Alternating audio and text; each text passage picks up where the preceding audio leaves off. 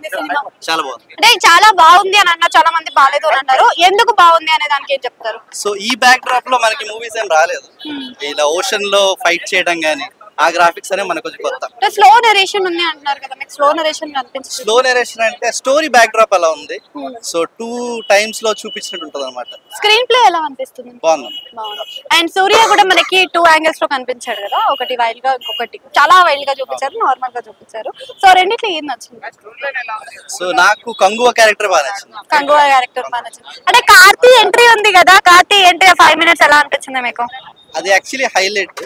So అక్కడ దాకా ఈ నరేషన్ అంతా స్లోగా వెళ్ళి ఒక స్టోరీకి ఒక హైప్ వస్తుంది. దాంట్లో ఇప్పుడు బాబీ డియోల్ ఉన్నాడు కదా, యానిమల్ రేంజ్ అంతా వచ్చిందంటారు ఇక్కడ కూడా. యానిమల్ అని కాదు, ఆయన ఎలివేషన్ కొంచెం అంటే జాలి లేని ఒక క్యారెక్టర్ అన్నమాట. సో బాబీ డియోల్ కి మళ్ళీ ఈ దాంతో మంచి వస్తుంది అంటారా మరి? బాబీ డియోల్ ఆయన క్యారెక్టరైజేషన్ డిఫరెంట్ ఉంది.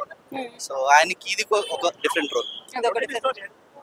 రొటీన్ అని కాదు, చెప్పిన సీ బ్యాక్ డ్రాప్ లో ఇలాంటి సినిమాస్ మనకి తక్కువ రాలేదు.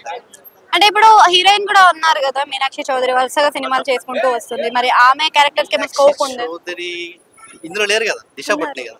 లేదు, ఇంకొక మక్కాలు కదా దిశా పట్ని. ఓకే. సూర్య గారి క్యారెక్టర్ ఎలా అనిపించింది? ఏ క్యారెక్టర్ నచ్చింది బాగా? నాకు కంగువ క్యారెక్టర్. Thank you.